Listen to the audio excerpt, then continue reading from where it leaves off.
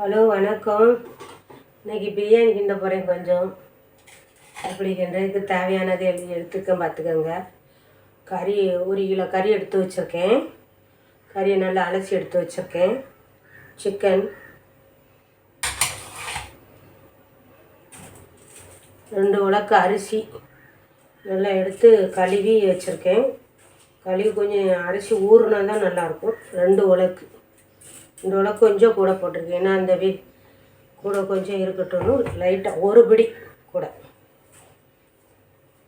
அரிசி 2 உலக்கு போட்டு ஊற வச்சுருக்கேன். 4 பல்லாரி வெட்டி வச்சுருக்கேன். பட்டை லவங்கம் எல்லாத்தையும் எடுத்து வச்சுருக்கேன். கிராம்பு ஏலக்காய் எல்லாம் எடுத்து வச்சுருக்கேன். இஞ்சி பூண்டு பச்சை மிளகாய் புதினா மல்லியெல்லாம் அரைச்சி வச்சுருக்கேன். கொத்தமல்லி புதினா ரம்பா செடி எல்லாம் எடுத்து வச்சுருக்கேன். தக்காளி 4 தக்காளி, சத்தி பிரியாணி பொடி. அப்புறம் நம்ம தாளிக்கும் போது அந்த பெருஞ்சீரகம் போடணும். அதுக்காக பெருஞ்சீரகம் எடுத்து வச்சுருக்கேன். இந்த பெருஞ்சீரகத்தில் ஜீரண சக்தி இருக்குல்ல, அதனால் பெருஞ்சீரகம் எடுத்து வச்சுருக்கேன்.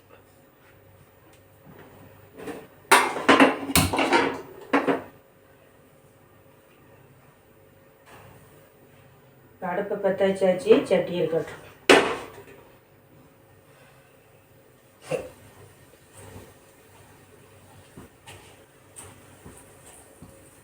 புதினா மல்லி இலை எல்லாம் எதுக்கு பச்சை மிளகாலாம் புதினா இஞ்சி பூண்டோட விழுதோடு அரைக்கும்னா சீக்கிரம் நல்லா செமிக்கும். அதுக்காக நம்ம அதில் அரைக்கும். வேறு நான் டால்டாவோ நெய் எதோ ஊற்றல, வெறும் கடலெண்ணெய் மட்டும்தான் நான் ஊற்றுறேன். ஏன்னா நெய் எதுவுமே நான் ஊற்றலை. அப்படி ஒரு நாள் கிண்டி பார்ப்பேன், நல்லாயிருக்கும். ஒரு கடலெண்ணெய் மட்டும்தான் ஊற்றுறேன்.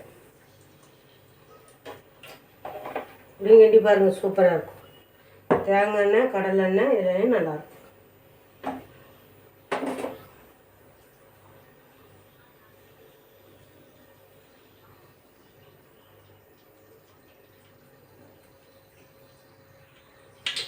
இப்போ எண்ணெய் நல்லா சூடேறிட்டு இப்போ நம்ம பெருஞ்சீரகம் போட்டுக்கலாம்.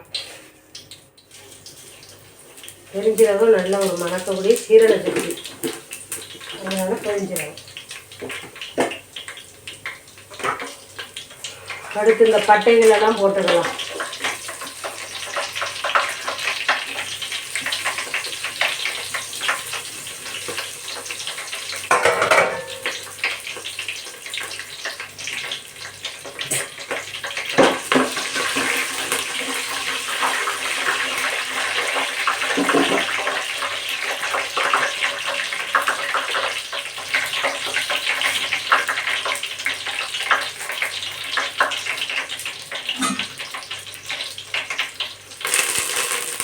கருவேப்பிலை போட்டாச்சு. அடுத்து தக்காளியை போட்டு இந்த பல்லாரி வெங்காயம் போட்டுக்கிறேன். வச்சு அரைச்சி தான் வச்சேன்.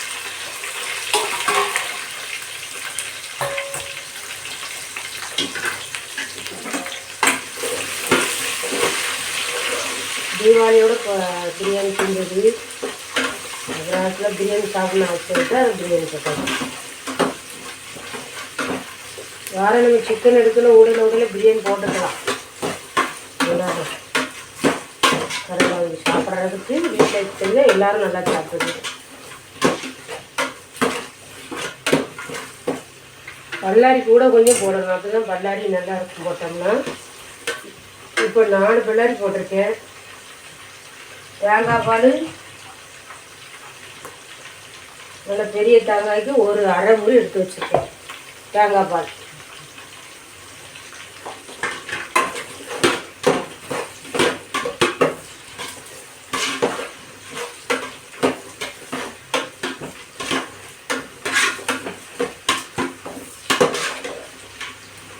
கடையில் வாங்குகிற பிரியாணிக்கு நம்ம வீட்டில் செய்கிறதுக்கு என்ன வித்தியாசம்னா இஞ்சி பூண்டு நிறையா போடுவோம்.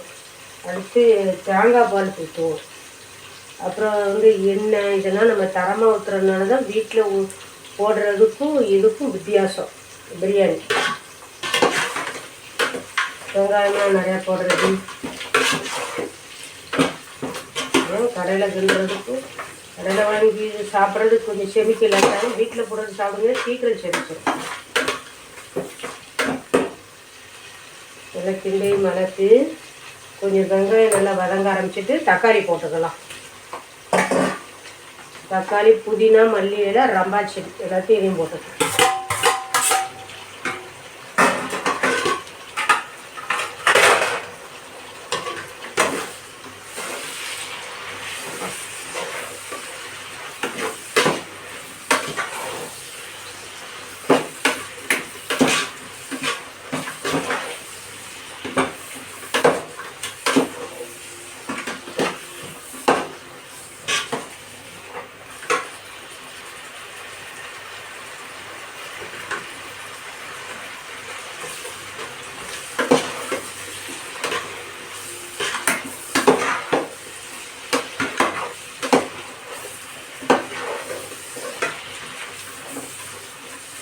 நல்லா கிண்டி விட விட எண்ணெயில் வேகணும்னா நல்லா மணக்கும்.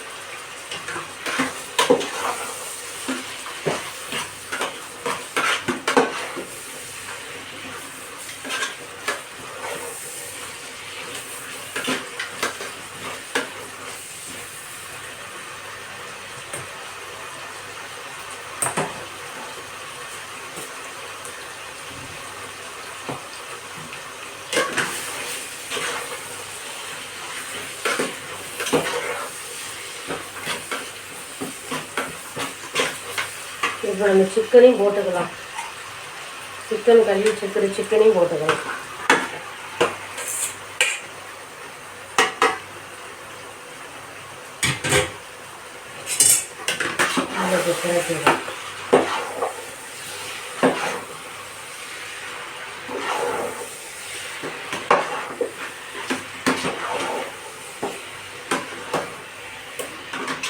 சிக்கன் நமக்கு இதுலேயே ஒரு அரைவாசிக்கிட்ட வெந்துடணும். வெந்தாதான் அப்புறம் சாதத்தில் கிடக்கும்போது ஓரளவுக்கு நல்லா எடுத்து சாப்பிட நல்லா.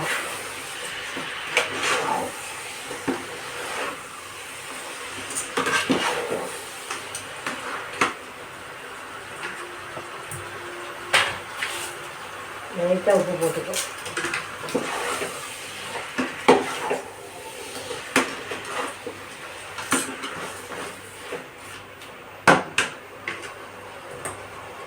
கிண்டும் போதே நல்லா மணக்கு.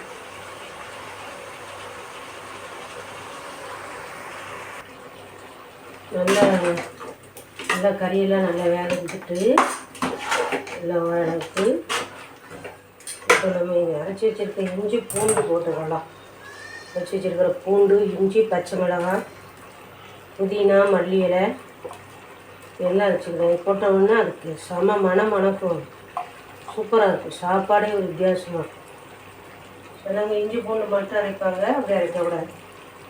புதினா, மல்லி இலை, கொஞ்சம் பச்சை மிளகாய். பச்சை மிளகாய் உள்ளே போடுறோமே நம்ம இஞ்சி பூண்டோட ஒரு 2 போட்டு அரைச்சிருங்கண்ணே, சூப்பராக இருக்கும்.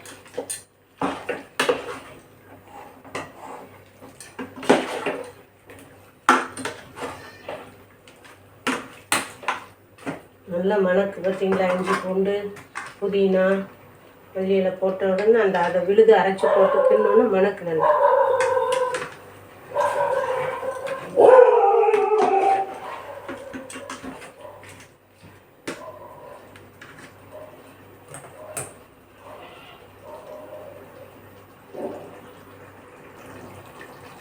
நல்லா வேகுது. இஞ்சி பூண்டு எல்லாமே நல்லா கப்புன்னு அடிக்கா. இப்போ இந்த சட்டி மசாலா பொடி போட்டுக்கலாம். நமக்கு தேவையான ஒரு கிலோ அரிசியும் போட்டோம்னா நம்ம ஒரு பிடி போடலாம். ஒரு இது போட்டோம்னா காரத்துக்கு எல்லாம் கரெக்டாக இருக்கும். மஞ்சத்தூள் போட்டுக்கலாம்.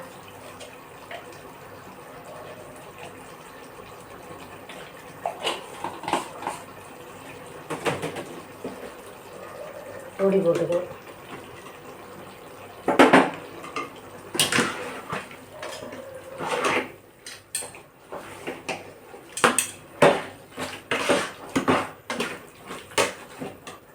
வா, சூப்பராக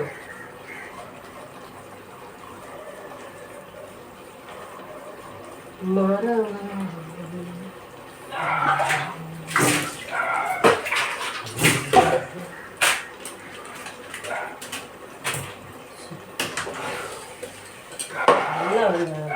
மசாலா வாசம் போகிற வரைக்கும் நம்ம கிண்டிவிடணும்.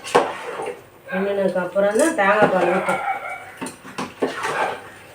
நான் இதில் டால்டா போடலை, அப்புறம் நெய் ஊற்றலை, வெறும் கடலை எண்ணெய் மட்டும்தான் ஊற்றிருக்கேன். கடலெண்ணெய் பிரியாணிக்கு சூப்பராக இருக்கும். வந்து தேங்காயும் நல்லாயிருக்கும். இப்போ நெய் இல்லை, அதனால இதே ஊற்றிடுச்சு.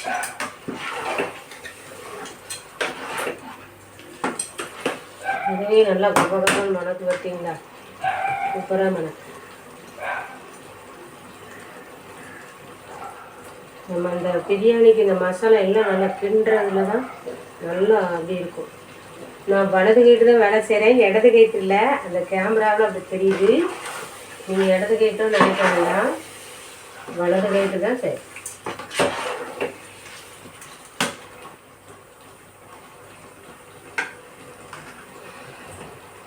அரிசி உங்களுக்கு நல்லா ஊறிட்டு, ஊறுனா தான் டக்குன்னு வேகும். சாப்பாடு உருந்தாக இருக்கும் நல்லா.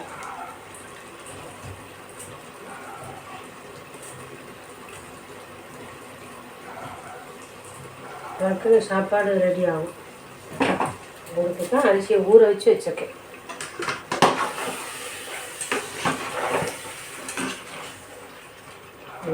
இப்போ நல்லா வெந்துட்டு இப்போ நம்ம அரைச்சி வச்ச தேங்காய் பால் ஊற்றிக்கலாம்.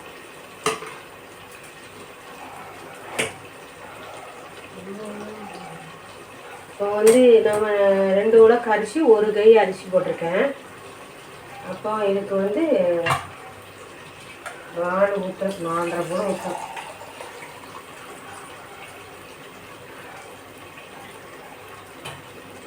ஒன்று ஊற்றிருக்கேன்.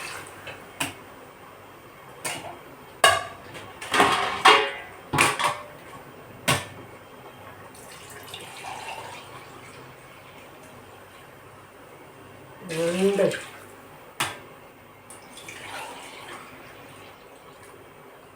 3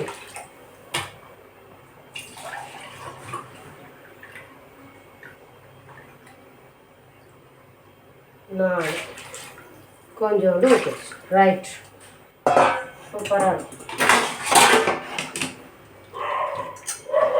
டால்டா நெய்யெலாம் ஊற்றுறதுக்கு நம்ம தேங்காய் பால் ஊற்றுறதே போதும். ஏன்னா அதுலேயும் எண்ணெய் சத்து இருக்குல்ல, அதனால் அது கொதிக்கட்டும். இப்போ தேங்காய் பால்லாம் கரெக்டாக ஊற்றிடுச்சு. கொஞ்சம் கொதிக்கட்டும்.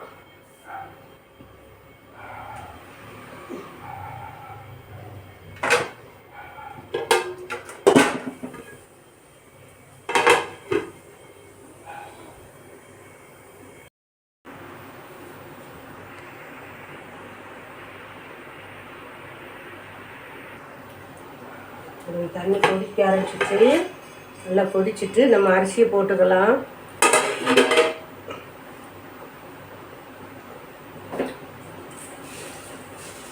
அரிசியை போட்டுக்கலாம்.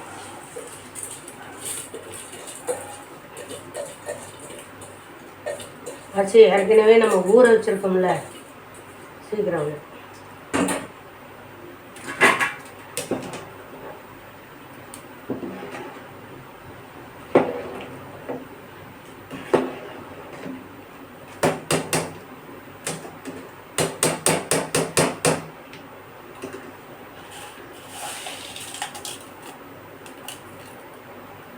உப்பு போட்டுடுங்க. கல் உப்பு போட்டால் தான் அது நல்லா கரெக்டாக வரும்.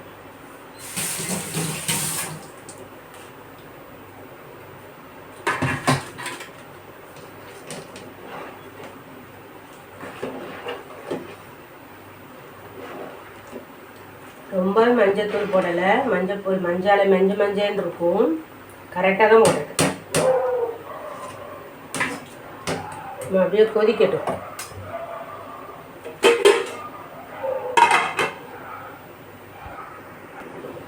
நல்லா கொதிச்சுட்டு நம்ம கொஞ்சம் கிளறி விட்டுக்கலாம், கிண்டி விட்டுக்கலாம்.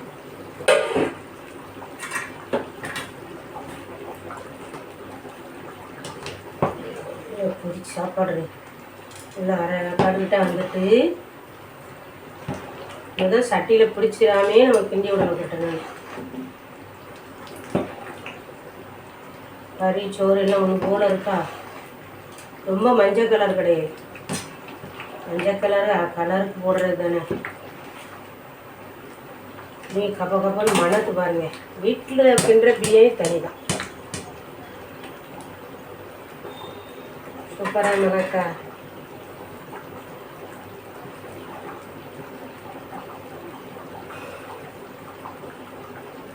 சிக்கன் பொரிக்கிறதுக்காக சிக்கன் எடுத்து வச்சுருக்கேன், அப்புறமா பொரிச்சிக்கலாம். சாப்பாடு ரெடி ஆகிடுச்சு, கொஞ்சம் மூடி வச்சுக்கலாம். இதை வச்சு கழுவிட்டு மூடி வச்சுக்கலாம். இப்போ திறந்து பார்த்துக்கலாம். இதுனா உரலை தூக்கி வச்சுருக்கேன், ஏன்னா இந்த ஆவி போகக்கூடாதுல்ல, அதுதான்.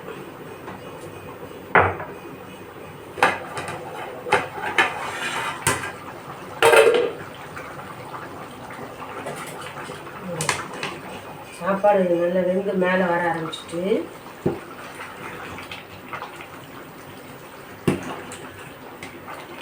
கொஞ்சம் தான் வேகணும். சட்டியில் பிடிச்சிடணும், குறைச்சே வச்சுருக்கேன் அடுப்பை. இதுதான் நம்ம பார்த்தா பாத்திரம் பெரிய பாத்திரமா தெரியலாம், சின்ன பாத்திரமா.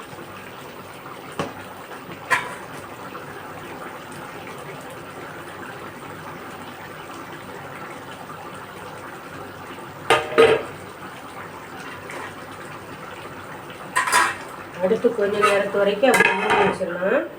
மூடி வச்சு சாப்பாடு ரெடி ஆகிடும். அடுத்து அப்படியே மூடி வச்சிடலாம். உரல்றது தணல் அள்ளி போடணும் தேவையே கிடையாது, இதை வச்சாலே போதும். ஆவி உள்ளே போகாமல் அப்படியே இருந்துவிடும். அப்படியே வச்சுக்கலாம்.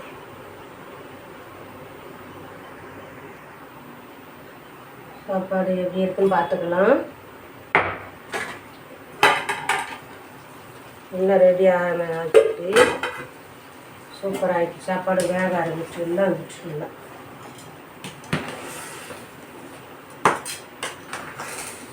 தண்ணியெல்லாம் வற்றிட்டா நல்லா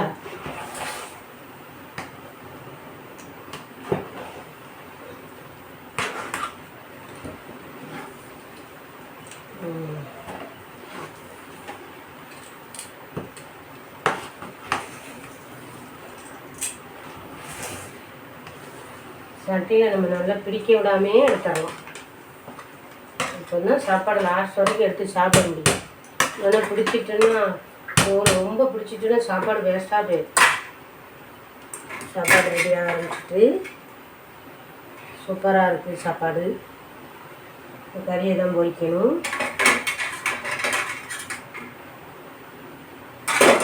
சாப்பாடு நல்லா உருந்தாக இருக்குது பாருங்கள். நல்லா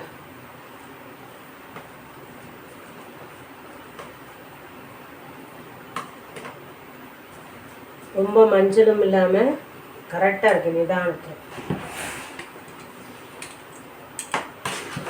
இந்த மாதிரி உங்கள் வீட்டில் நீங்களும் பிரியாணி செஞ்சு சாப்பிடுங்க. அடிக்கடி ஹோட்டலில் வாங்குகிற சாப்பாடை விட நம்ம வீட்டில் செஞ்சு சாப்பிட்றது உடம்புக்கு ரொம்ப நல்லது.